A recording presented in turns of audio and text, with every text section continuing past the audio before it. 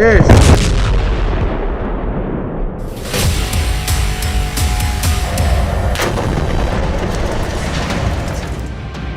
तरफ गाजा पर बमबारी हो रही है,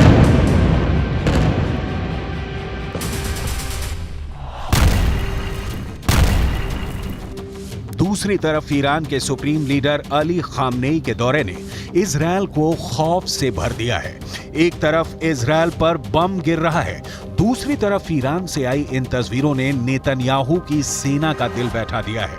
एक तरफ गाजा से उठता धूल और बारूदी धमाके का धुआं है, दूसरी तरफ तेहरान का हाई प्रोफाइल अड्डा है जिस पर इजरायल से लेकर अमेरिका तक सबकी नजरें हैं। इस अड्डे में क्या है, उससे पहले गुस्से से उबलता हुआ पश्चिम एशिया देख लीजिए। ये ईरान की राजधानी तेहरान है। इजरायल का झंडा जलाया जा रहा है। गाजा में बमबारी, करीब 13,000 लोगों की मौत और इनमें 5,000 बच्चों की लाशों को देखकर पूरा पश्चिम एशिया एक बड़े युद्ध की तरफ बढ़ता हुआ नजर आ रहा है।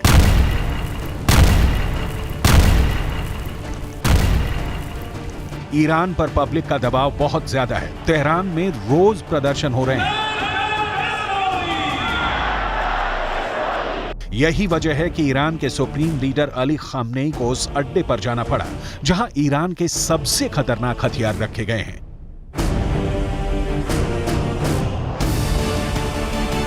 यहीं से निकली ये तस्वीर पूरी दुनिया में वायरल हो रही है। ईरान के सुप्रीम लीडर अली खामनेई के सामने है ईरान का सबसे खतरनाक ड्रोन जिसका नाम है गाजा।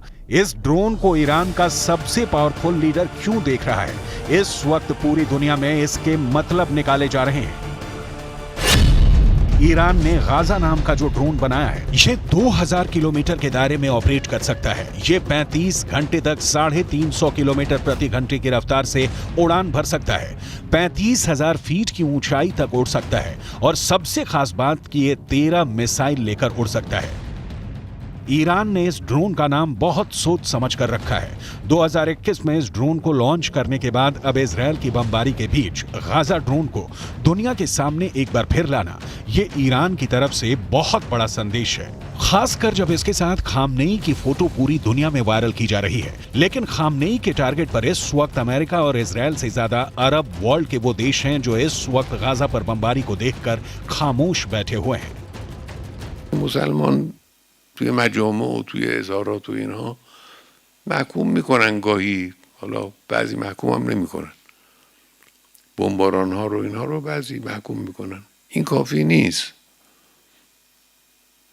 بایستی این جریان و شریان حیاتی رژیم صهیونیستی رو باید قطع کنن. بایستی نگذارن که نفت و انرژی و چه و کالا و امثال اینا نباید بگذارن وارد رژیم صهیونیستی بشه. روابط سیاسیشون رو لااقل برای مدت محدود. जाहिर है ईरान की शिकायत इस वक्त सऊदी अरब से है और साथ में उन सभी इस्लामिक देशों से जो रियाद में इकट्ठा होकर भी इजरायल को घेरने में नाकाम रहे। तब से अब तक गाजा में कई और हजार लोगों की मौत हो चुकी है। खामनेई ने जो कहा उसे आम भाषा में टोपी ट्रांसफर कहा जाता है। वैसे सच ये भी है कि इजरायल की सेना लगातार गाजा में ऑपरेशन कर रही है। उसे रोकने के लिए इस्लामिक देशों की बैठक का नतीजा 0 यानी 0 निकला है।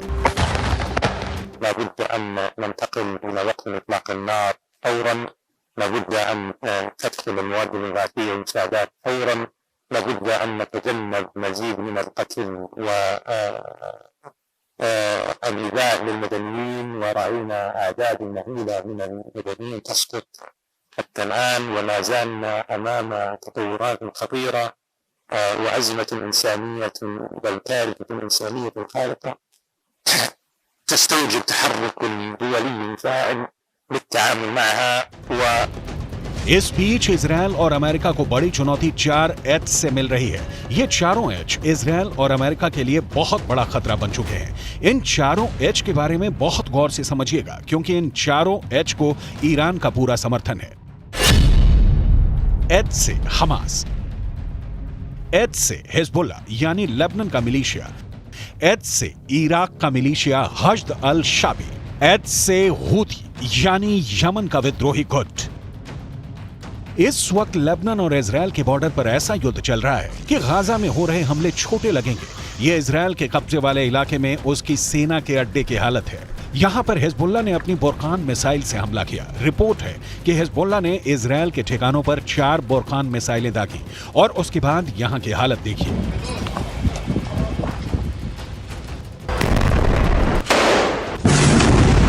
हिजबुल्ला ने अपनी सबसे खतरनाक स्नाइपर फोर्स उतार दी है। हिजबुल्ला ने अपने एंटी टैंक दस्तों को इजराइल की पोस्ट पर लगातार हमलों का ऑर्डर जारी किया है। इजराइल के कई शहर टारगेट पर हैं। गाजा में बमबारी के खिलाफ हिजबुल्ला और हुथी दोनों ने अपने हथियार गोदाम खोल दिए हैं। यमन अब इजराइल के समुद्री जहाजों को भी टारगेट कर रहा है। लेकिन ऐसे हमलों और गाजा पर बमबारी जारी रखने के बीच नेतन्याहू ने अपना वॉर ट्रायंगल तैयार कर लिया है। नेतन्याहू के वॉर ट्रायंगल में सबसे बड़ा कोना गाजा में हमास का पूरी तरह खात्मा है। नेतन्याहू के वॉर ट्रायंगल में दूसरा बड़ा कोना लेबनान में हिजबुल्लाह का अंत है, जबकि नेतन्याहू के वॉर ट्रायंगल का तीसरा सबसे खतरनाक कोना है सीरिया, जहां से इराक का मिलिशिया हश्द अल शाबी इजराइल के बॉर्डर तक पहुंच सकता है। यही वजह है कि सीरिया पर इजराइल की एयरफोर्स ने हमले तेज कर दिए हैं। ये तीनों जगह इजराइल के बॉर्डर से लगी हुई हैं और इजराइल इन्हें अपने खिलाफ सबसे बड़ा खतरा मानता है। इस वक्त पश्चिम एशिया में जो भी हो रहा है वो 2 कैंपों के बीच चल रहा है। एक तरफ है इजराइल और अमेरिका और दूसरी तरफ है ईरान और उसके साथ ही मिलिशिया। जहान در برابر آمریکا متحد است. نفرت از آمریکا سراسر افکار عمومی عالم را فرا گرفته است. آمریکا امروز بیش از هر زمان دیگری در جهان منزوی است. این یک شکست سیاسی برای آمریکا. इजराइल के जवाबी हमलों को देखकर कोई भी नहीं कहेगा कि इजराइल अब पीछे हटेगा।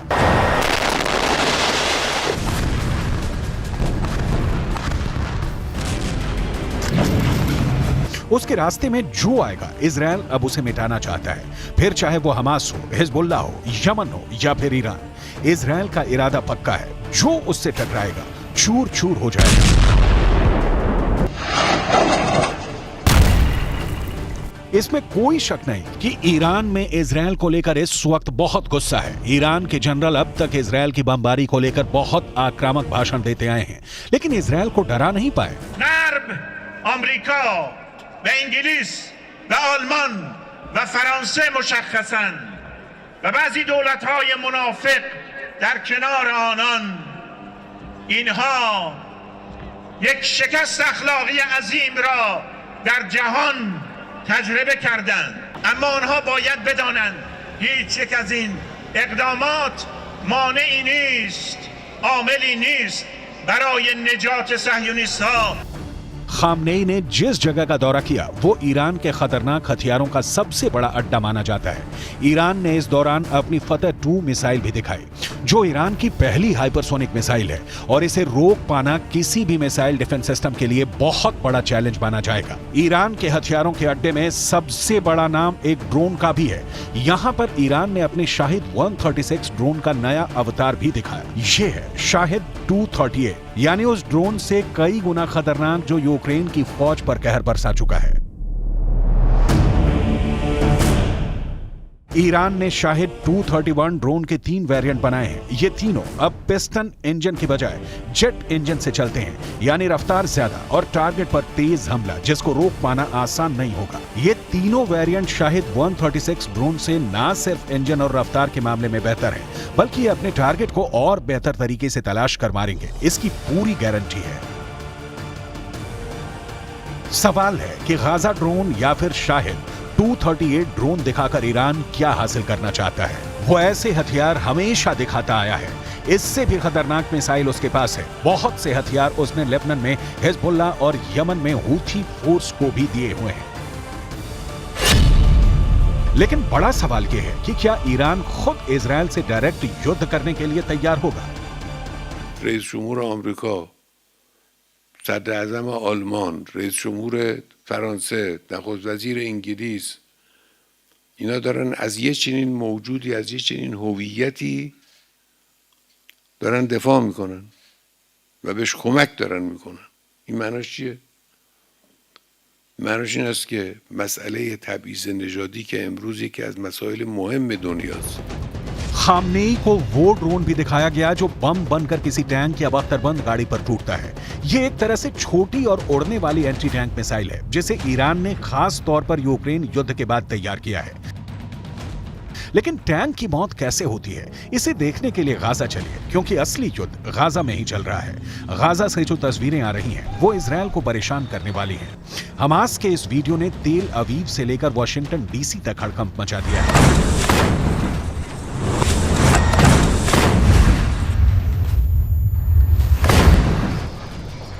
2 मिनट के वीडियो ने इजरायल को चौकन्ना कर दिया है। इसके हर एक सेकंड में इतनी आग है कि गाजा के युद्ध का सबसे खतरनाक चेहरा सामने आ गया है।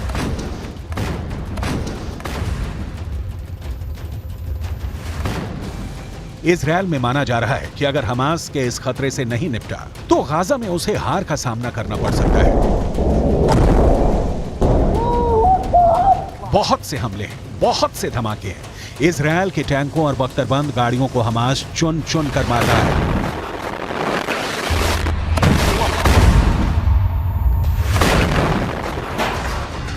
दो मिनट के अंगारों से भरे इस वीडियो में इतना बारूद है कि इजरायल के टैंक कमांडर गाजा में भटक से गए हैं और किस गली में जाएं और किस में एंट्री करने से बचें। गाजा में इस वक्त गुरिल्ला युद्ध बहुत तेज चल रहा है।